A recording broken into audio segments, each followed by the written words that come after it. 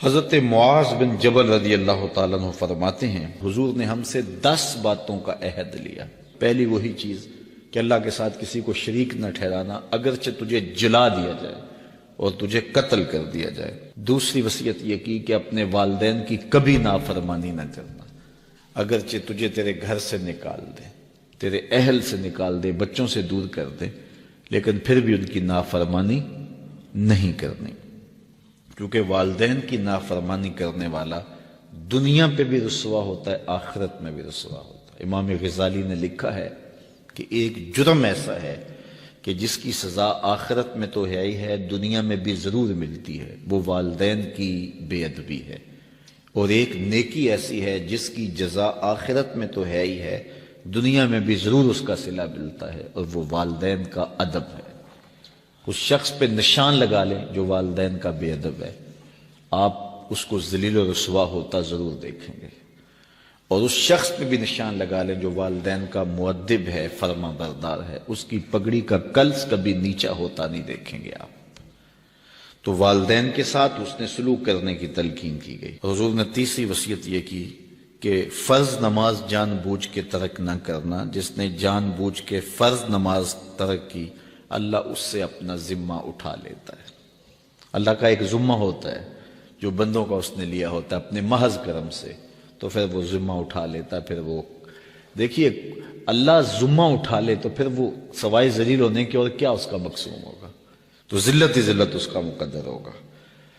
اللہ اکبر۔ آج ہم کہتے ہیں پوری دنیا کے اوپر کہ مسلمان کیوں ذلیل اور کیوں رسوا ہو رہے ہیں، 5-7% مسلمان جو ہے وہ نمازی ہیں، تو پھر جب یہ حالات ہوں گے تو پھر اللہ اپنا ذمہ اٹھا لے گا۔ جب وہ اپنا ذمہ اٹھا لے گا تو پھر ہمیں جو مرضی توڑے، جو مرضی مارے، پھر اس کا ذمہ اٹھ گیا تو وہ ذمہ ہم سے اٹھا لیتا ہے اگر ہم اس کے حضور سجدہ ریزیاں نہیں کرتے۔ اور یہ بھی حضور نے وصیت کی کہ کبھی شراب نہیں پینی، اس لیے کہ ہر بے حیائی کی جڑ ہے، اور فرمایا معصیت سے، گناہ سے بچنا، اگر کوئی گناہ کرتا ہے تو پھر اللہ تعالیٰ اس سے ناراض ہو جاتا ہے۔ چھٹی بات حضور نے یہ ارشاد فرمائی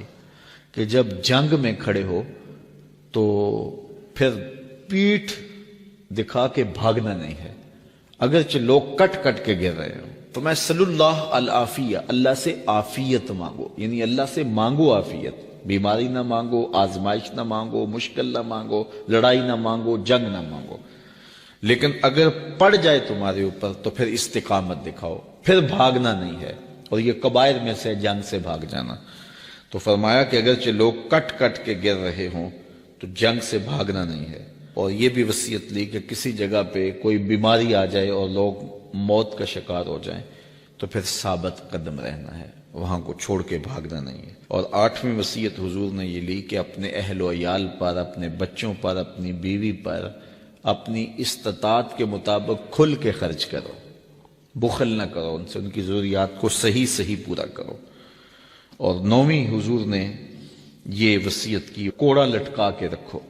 ان کو ادب سکھانے کے لیے، دین سکھانے کے لیے، اور ان کو اچھائیوں کا خوگر بنانے کے لیے، برائیوں سے بچانے کے لیے باپ گھر کے اندر جو ہے وہ کوڑا لٹکا کے رکھے، چھڑی لٹکا کے رکھے۔ یعنی مطلب کیا کہ اولاد کو پتہ ہو کہ اگر ہم نے